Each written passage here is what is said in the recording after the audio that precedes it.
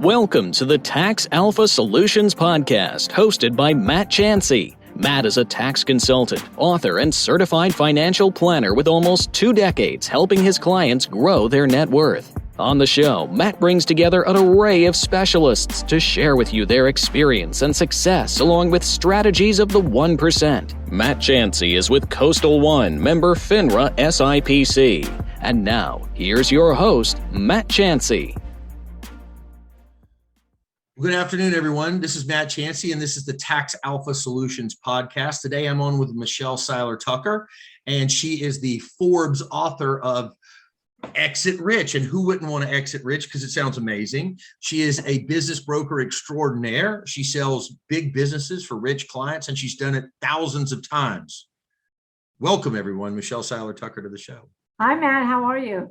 I'm awesome. Nice to meet you today. Nice to meet you. So how did you pick this path? How did you get into the business that you're in? Well, I've always been an entrepreneur. So, unlike most, and I really classify myself as a mergers and acquisitions master intermediary, M&A advisor, not really a business broker. I always say business brokers sell pizzerias and coffee shops. We sell large businesses, typically $10 million and up. I've always been an entrepreneur, owning many different businesses. And I always told my mom I would never get a job. No matter what, I would never get a job. Well, I did get a job. Xerox actually recruited me to be the regional vice president. And I did that for a while and really hated it. So I left Xerox and really started my own franchise development, franchise consulting, and franchise sales company. I was an equity partner with different franchisors. And I just had so many buyers that kept asking me for existing businesses. They didn't want to get into the franchise industry. And so I kept saying, no. And then one day I'm like, why am I not selling companies? So that's when I really decided to start my M&A firm along with my franchise consulting, franchise development firm, and really started selling companies a little over 20 years ago. So I personally have sold hundreds upon hundreds of companies along with my team. We've pretty much sold businesses in every vertical you can imagine. I have written a few books on the subject. Exit Rich is one of them. My very first book was Sell Your Business for More Than It's Worth in 2013. What I've learned in the last 20 years is that what Steve Forbes says is so true. 80% of businesses on the market will never sell. And there's, many reasons for that. And that's why I started years ago, not just selling companies, but we really specialize in buying companies, flipping them, selling them, partnering with business owners. So when businesses are not sellable for a multitude of reasons, I'll partner with them, invest in my money, my core competencies, my resources, and I'll put them on the path where we're going to exit that business for anywhere from 5, 10, 15, $20 million within a certain time frame. So it's not, selling businesses is our bread and butter. That's what we specialize in. But again, we specialize in really helping business owners fix their business, grow their business, so they can grow it into a sustainable, scalable, and sellable asset. And we also implemented what I call the Road to Exit Rich program. And that's where we really get business owners into our system to where we help them really, discover what do they want to do? What's their seller sanity check? What are they trying to accomplish? What are their objectives? We also really talk to them about, what is your GPS exit model that we talk about in Exit Rich? What is your destination? What do you want to sell your business for? And we help them plan their exit. We help them really build their business on the proper infrastructure, which we call the 6 Ps in my book, Exit Rich. And those are, obviously people. You gotta have the right people. You have to have the right team. I mean, the number one reason businesses don't sell is because business owners have created a glorified job in which they go to work at every day versus a business that works for them. So we really, help them develop the right people, get them in the right seats. So it's people, product, processes, proprietary, patrons, and profits. And this is the infrastructure that you really need to build your business on. So on that Road to Exit Rich program, we're really working with business owners to get their business in position so they can sell within the next 1 to 3 years. Nice. That's awesome. Okay. So now I want to ask, I made some notes while you were talking because there was a lot of nuggets in there and I want to double back on some of that. So the co-invest. So when you see a business that looks like you need to get involved in it, maybe, I don't know if it's you're infusing capital or just your IP or your systems and processes to make it better. Is any industry or vertical on the table? Or are there some that you prefer over others? And what traits or gaps or inefficiencies are you looking for the most that you go, hey, I can get in there and I can fix that thing and I can make it better? Like, I'm excited to hear this. So are we talking about on the partnership side? Because there's a partnership side and there's the road to exit rich. So on the partnership side, if I'm going to invest my money, my time, energy, effort, core competencies, there's a lot of criteria that I'm going to look at and evaluate and really do my due diligence. I like niche businesses. You're not going to probably see me go into a restaurant industry. You're not going to see me do something like that. I like a business that's a niche. I also want to make sure that the owner is still passionate about the business, or if there's a good solid management team that wants to continue on. But I want to make sure that they're still in it, because I'm not going to go physically run the business. I don't have time for that. I don't have time to physically get in there and operate the business. But so I want to make sure that the owner, manager team, they're still passionate about the company. I want to make sure it's a niche. I want to make sure that the owner is coachable, because you'll never grow the business beyond what you can grow the owner. And usually if the business has a problem, fish stinks from the head. So I want to make sure the owner is coachable. I also want to make sure that it's a business that we can duplicate throughout the United States and maybe in some other countries. And I want to make sure that the owner has the same objectives, shares the same values, has the same ethics that I do. And I want to make sure that they're on the same page as far as exiting, because, so many owners are like, yeah, I want to exit. But then when I get back in there and start making the money again, they're like, oh no, I want to hold on to it. I'm not in the business to hold on to it. I'm in the business to exit. Oh, they're like, this is the best job I've ever had. I love it now. I want to keep it. And you're like, no. Right. Totally understand. Well, that goes back to your point. At the beginning, you said many people have just created a glorified job for themselves. They don't necessarily own a business. They're so commingled and intertwined with the fabric of what the business is that you can't remove them or exit them from it themselves, or else it collapses under its own weight. Right. And that's the number one reason why 80% of the businesses don't sell. It's number one, because business owners don't have a sustainable, scalable, sellable business. And number two is because business owners never really think about selling their business until a catastrophic event occurs. Internal or external. Internal is health issues, partner disputes, divorce, death. They'll call me up one day and say, Michelle, I can't take it anymore. Gotta sell this business for me. And they want what they feel the business is worth is completely opposite of what business is truly worth. I have clients that call me all the time and say, oh, I want to sell my business for $10 million. We do the valuation, their cash flow is maybe $100,000, because pretty much all sellers will base the business evaluation or base what they think the business is worth based upon what they need, not based upon the value. So they look at they look and say, okay, well, I need this much money to live on, or I need this much money to put 5 girls through college and pay for 5 girls' weddings, or I need this much for this or that. And there's such a huge gap. And that's one of the number one reasons that 80% businesses don't sell, is because there's such a huge gap between what the business is really worth versus what the seller thinks they need for it, which is kind of where you come in, and which is where tax strategists come in. Because a lot of times business owners will say, oh, I need $10 million. And when we really, go through the whole seller sanity check, because we dig pretty deep to find out, okay, well, how many are you? How many are you supporting? How old are you? How long are you planning to live? How much do you need a month? How much do you need a year? Blah, blah, blah.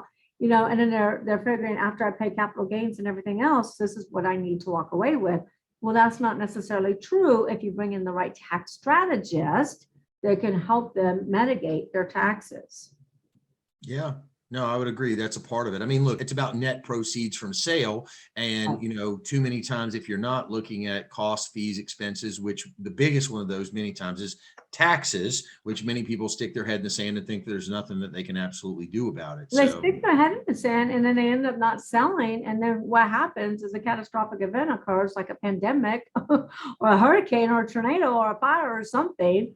And then their business just goes downhill and they end up, selling for pennies on a dollar, closing their business, or even worse, filing bankruptcy. Yeah. So you don't, you always should never not sell because of tax issues, because you think the taxes are going to, be too high and keep you from selling your company. No, absolutely. No, I agree with that. I've heard you drop some little phrases in there over and over, like, your road to exit rich, you kind of mentioned in there.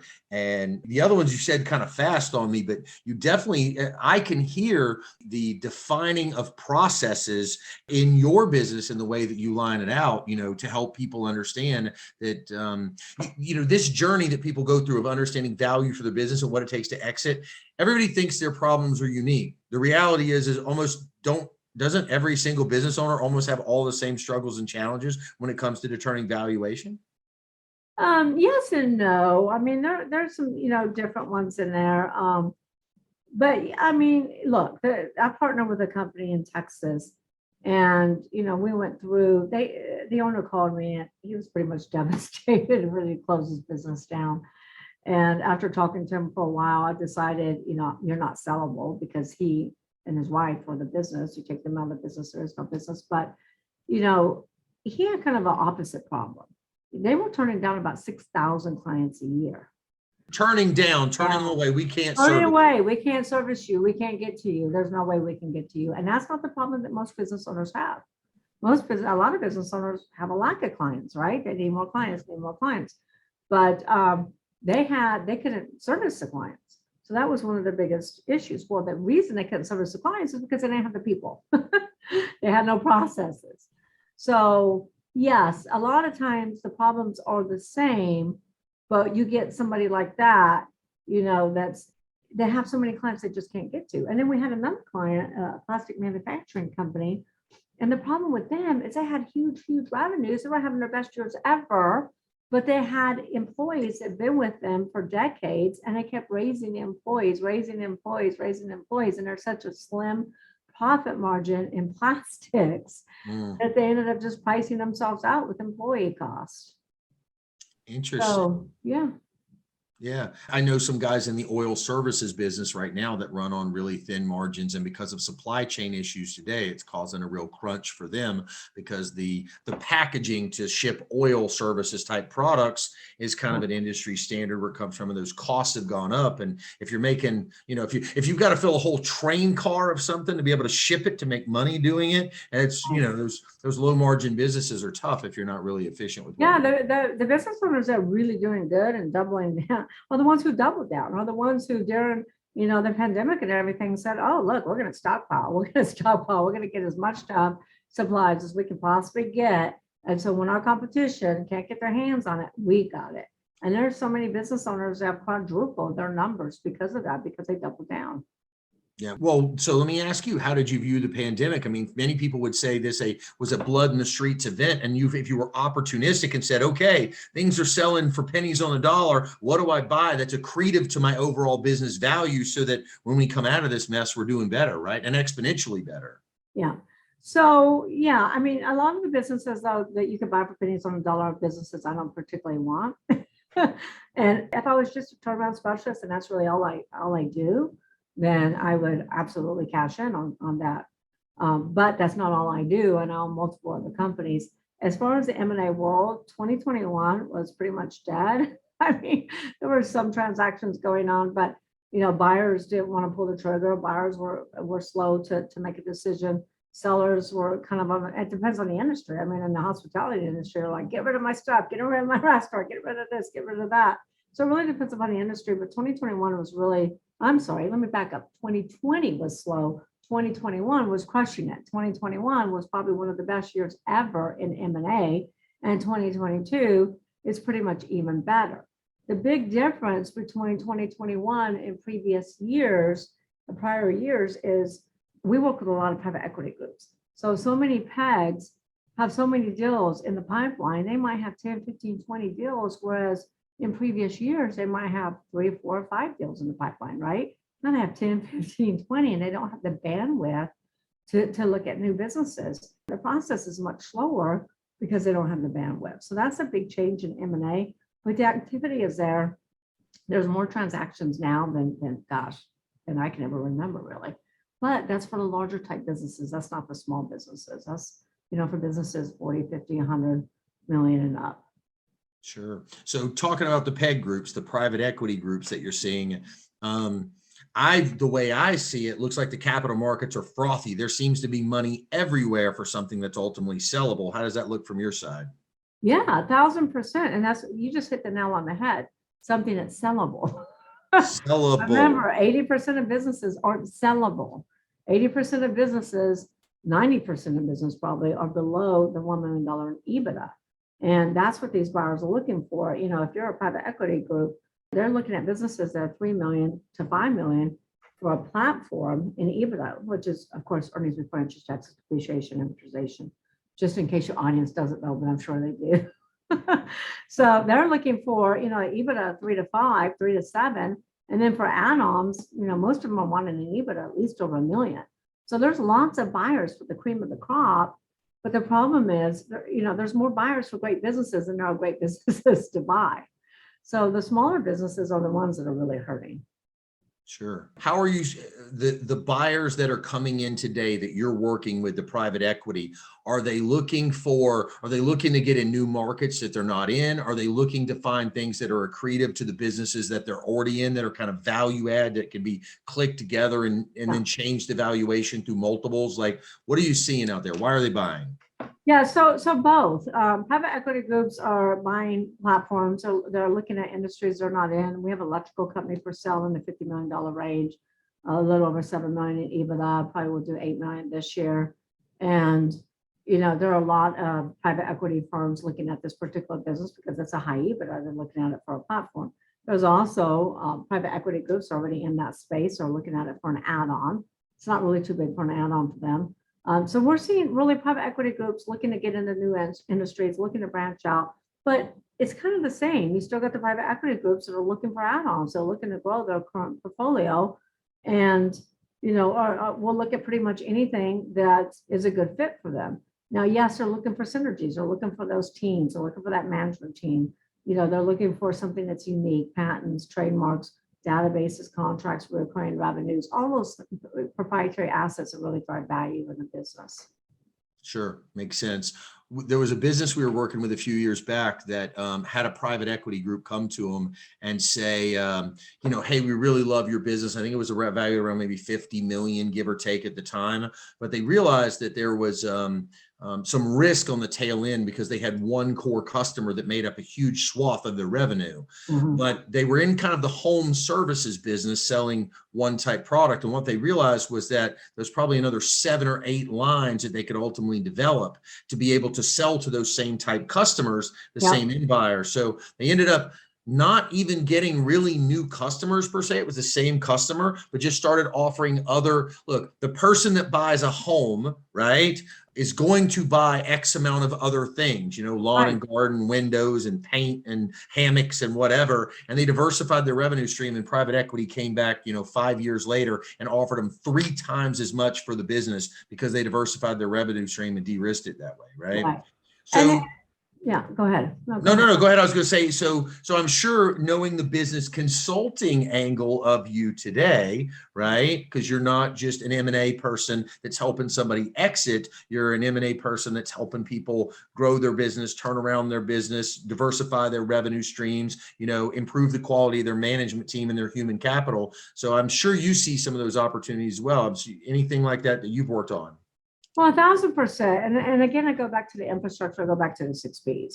And when we do evaluations, of course, it's about EBITDA, but more importantly, it's about those proprietary assets, those proprietary synergies that a business has. And it's about, do they function on all 6 cylinders? And customer concentration is one thing you kind of just brought up. I don't know why, but it seems like I get all the businesses with customer concentration. But customer concentration is very difficult. I mean, we're selling a business right now that's got 70% of the revenue tied up in one grocery store chain. So if they lose that grocery store chain, they literally lose 70% of the revenue. So that's something that, is tough, because you really have to work with your clients to try to diversify their revenue base, their client base, before you put that business on the market. But then in some situations, like in this particular situation, we can't because they can barely keep enough inventory to even supply the 70% client they have. So what we're really doing, working with them right now, is to add machinery, to add a whole line of machinery that will really quadruple what they're able to produce and cut their labor costs in nearly half. And this will be able to help them add other clients, other customers on. Very nice. I You mean, really got to think outside the box, it's you really got to think outside the box and see, okay, well, how can we make this work? What can we do? It's like a manufacturing business we have too. And when you do the evaluation, it's so important to really evaluate those synergies and know who your buyers, who your target buyers are going to be, because in a lot of cases, you can cut money at the close of the sale and really increase the buyer's EBITDA day one. Like we have a manufacturing business that has one distribution center that's costing $5 million to operate. But we have another manufacturing business that has distribution pretty much all over the United States. And right away, they're going to cut that distribution center, which increases EBITDA exponentially. Yeah. So those are the things that you really have to look for when you're not just an evaluation, when you're actually, going to market for the business. Understood. We've talked a little bit about the people that are within the business. What about the people that are external that might be advisors to an existing business owner when you come in? How do you play? How does your role work out where you play? Maybe they have a CPA, maybe they have an attorney, maybe they have a financial advisor, an insurance person, or some trusted person that's helped them grow their business over the years. How do you play well with others? Yeah, well, if I didn't learn how to play well with others 20 years ago, I probably wouldn't be in business today. So I learned that a long time ago. But probably at Xerox, when I had 100 and something crazy, unruly salespeople underneath me, I learned how to play well with others. But, we really we try to get to know the CPAs, the current CPAs, the current attorneys. And, a lot of times the seller will say, listen, this is over my CPA's head, or this is over my attorney's head. Now I've got a great CPA, a great attorney. We never want to exclude the CPA or attorney. We like to include them, but we want to bring in a specialist, somebody that really specializes in M&A, and that's really all they do, or specializes in decreasing, your tax liability. We really want to bring in a team, but we don't want to exclude their team because they have trust with their team, right? They have trust. They've probably been with them for years. They might even be friends. So we want to make sure that we include them in the process. And we work with a team of attorneys and CPAs that are always inclusive, never exclusive. They always want to jump on the phone, even schedule a meeting so they can meet with their team and make sure that everybody's on the same page and make sure we're not ruffling any feathers.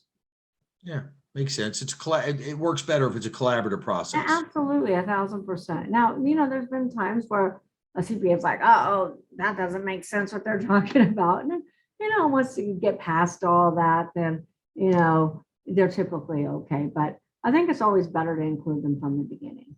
Yeah, I agree.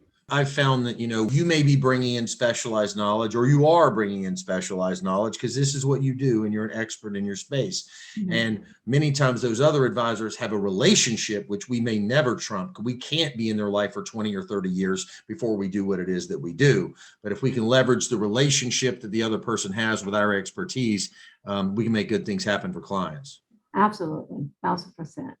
Absolutely. So what's on the horizon? There's all this big stuff happening and the book launch. What's coming next? What's the next big thing? Well, the next big thing, Exit Rich, I wrote Exit Rich in 2019. It was supposed to launch in 2020, but the small little pandemic, derailed that.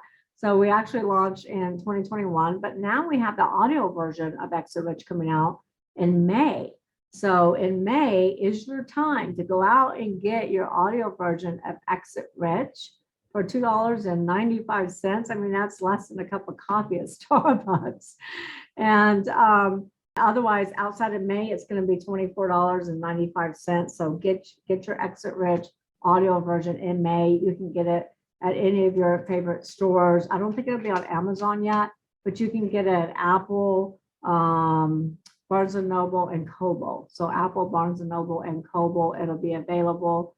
It'll also give you a lifetime membership into the Exit Rich Book Club, where you can get all the documents to operate your business, like non-competes, org charts, policy and procedure manuals to sell your business. We actually got sample LOIs, due diligence checklists, purchase agreements, closing documents, all that stuff. I mean, those documents are probably about $50,000 in value. So for $2.95, go out and get that audio version today. I just heard huge value is what I heard. Huge. Huge value right there.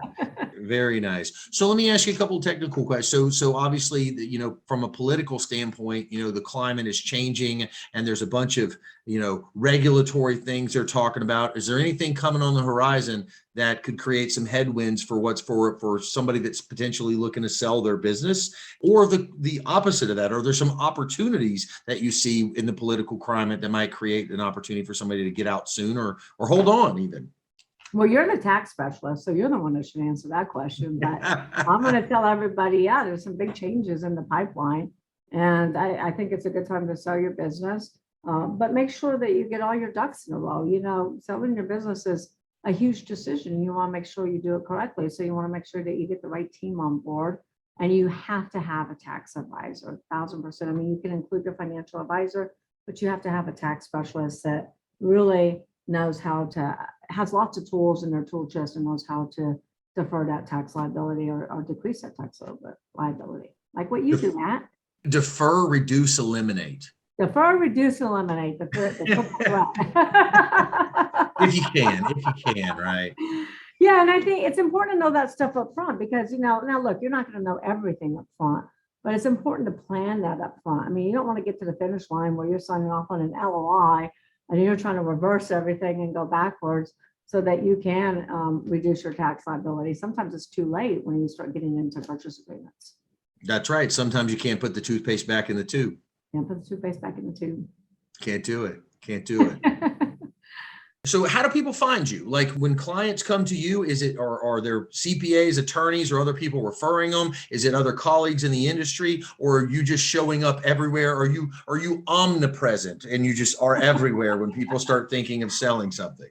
Well, I hope to be everywhere. You know, that's my grand plan, is to be everywhere. But obviously, you know, my books, Exit Rich, are in the Hudson bookstores. And like I said, the audio version is coming out. We do have a podcast called Exit Rich, which I encourage everyone to listen to. I'm on all social media. SeilerTucker.com is our main website. Yes, we get lots of referrals from CPAs. We get referrals from attorneys. We could always welcome more, though. We'd always welcome more. And a lot of times our clients are looking for CPAs as well, and attorneys, believe it or not, especially CPAs. I've had a lot of attorneys say, a lot of clients say, gosh, I need a new CPA or I need a new accounting firm, you know, because some CPAs have jumped ship and stuff like that. So we have business to refer to. Nice. And so from a human capital standpoint, has this been an opportunity recently I know a lot of people are having trouble getting talent today. And I noticed when I was reading your website, there was a thing on there that said, join the team, right? So are you finding opportunities in this market to bring on new talent and grow your team? So I've always had that on my website, join the team, but I will tell you, it is difficult right now for every industry, you know, for the legal industry. I have a good friend of mine that's a recruiter in the legal industry. He's like, Michelle, law firms are calling me up and they're dying right now. And it's so tough to get good attorneys. Same thing in the accounting space. You know, pretty much every industry is struggling right now. And, you know, as far as opportunities, you know, one thing I do is I try to look in other industries. You know, not so much in my own industry, but really look in other industries for somebody who's looking for a career path, something different. Maybe like somebody that's been in accounting, but they're tired of doing taxes and now they want to come and do, you know, be an analyst on the M&A team or something like that. Make sense? I agree with that 100%. I call it an opportunity arbitrage, when you can find somebody that has a complementary skill set, but you just need to reposition them a little bit, right? Much easier than building somebody from the ground up. Yeah. I agree with that. So very much. Well, Michelle, it's been a delight. I've had a lot of fun today. You know, any closing things that you'd like to leave the listeners with today, your nuggets of wisdom and all the expertise for helping business owners? Well, if you want lots of nuggets, go buy Exit Rich, because we got Golden Nugget 1. So each chapter is a golden nugget. So go out and buy Exit Rich. But as far as your audience, I think are attorneys and CPAs. I mean, the one piece of advice I always like to leave, especially entrepreneurs, is you don't have to go this road alone. You know, entrepreneurship can be a lot of fun. It can be exciting, but it's also extremely challenging. And I always say it's hard to read the label from the inside of the bottle. You need an outsider's perspective to read the warning sign and keep you out of the danger zone. So, get a good mentor, get somebody that's been down the road you want to travel, because it will shorten your learning curve dramatically. And if you're looking to sell a business, you need to plan way in advance. If you're a CPA or attorney, I would love to have a conversation with you and see how I can help your clients. Or perhaps I can send clients to you as well. But we're always looking to expand our team. Now, you said one thing there that I'm going to follow up on a question with, because I find it interesting. You said find a mentor. So I'm going to tell a little story real quick, and then so when I was a younger man and I got in the business, somebody had told me to find a mentor, right? And so I found people that I thought were at the pinnacle of what I wanted to be when I grew up. And I called those people and I said, I read about you in a magazine, heard about you, whatever, and I will fly to where you're at and I will work for you for absolutely free. As long as you want me to, you don't have to pay me. And I will grow your business X-fold, whatever you want. I said, I will have one condition. When I leave, I want to know what you know so I can go back home and I can build a business. And no one would take me up on that offer. No one. Really?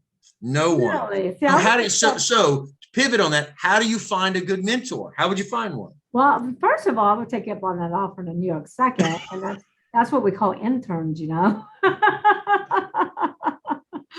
we have a great intern program here. But so the way that I find mentors is like Dr. Neil Cobain has been one of my mentors.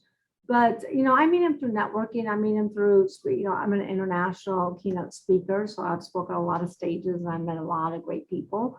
And I really network, through those organizations. You have to be very, very careful because so many people that say, oh, I've done this, I've done that. And, they rent a house and they borrow a car to drive and they really don't have much. And so they're really not successful. So you really got to be careful and do your due diligence. But, the way I found my mentors is really through networking, through speaking through different stages, being in different masterminds and really seeing what people are doing and, really kind of watching that person. And, do your due diligence, call people that they've mentored, check them out. When in doubt, always check them out. And that's kind of how I find mine. It's just, like I said, just by networking, just by socializing and seeing really who I click with.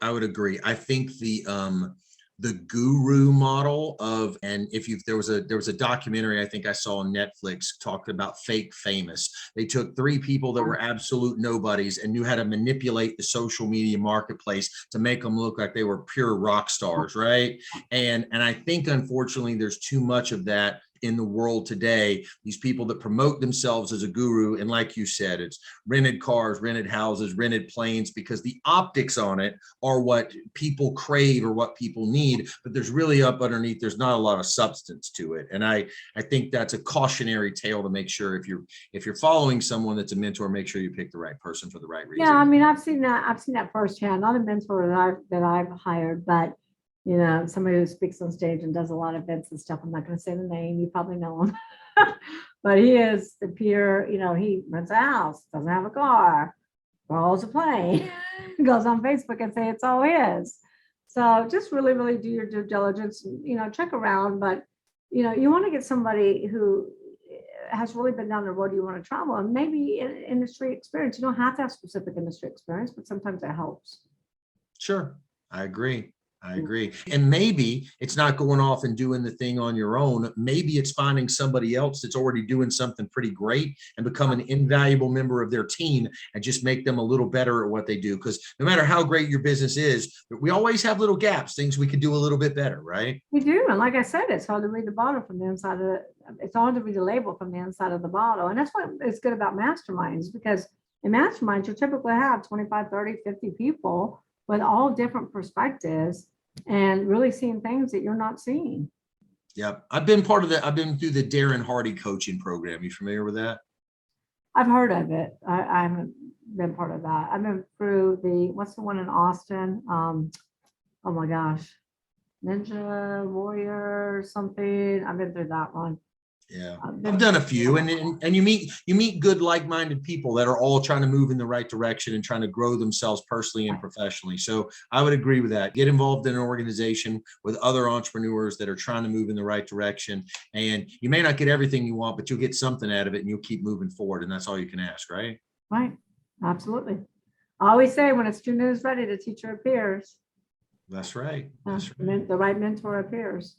I 100% right. It is. So very good. Well, Michelle, I appreciate you sharing everything with it today. And I know the audience loved it because I loved it. Fast and furious, because that's just how you are. And there's nothing wrong with it. I am fast. I know. I'm going to tell Michelle, slow down. Not happening. Very good. So everyone, today, this was the Tax Alpha Podcast. I'm Matt Chancey. Today's special guest, Michelle Seiler Tucker. Exit Rich. You can Google it and it'll come up everywhere. She's a big deal. You're a bigger deal, Matt. Not true. Get the audiobook. It is packed with value. Right. Thank you for having me on. You got it. Have a great day. Thank you for listening to another episode of Tax Alpha Solutions, brought to you by Matt Chancey. We hope you enjoyed listening to this week's guests and insight. If you liked what you heard, please consider subscribing wherever you listen to podcasts.